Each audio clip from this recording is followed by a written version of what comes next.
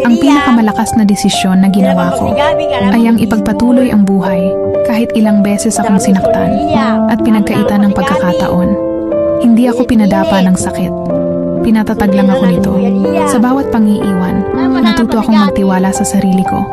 Sa bawat pagsubok, natutunan kong lumaban ng mas matibay. Hindi ako biktima ng nakaraan ko. Ako ang mandirigma ng aking hinaharap. At ngayon, hindi na ako lumilingon para magduda. Lumalakad ako ng taas noo, patungo sa buhay na ako mismo ang bumuo.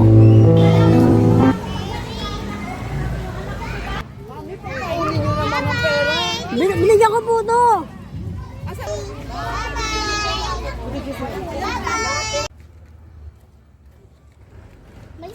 Baby! Halika na nga, uwi na tayo. Hindi tayo, gigil ako eh.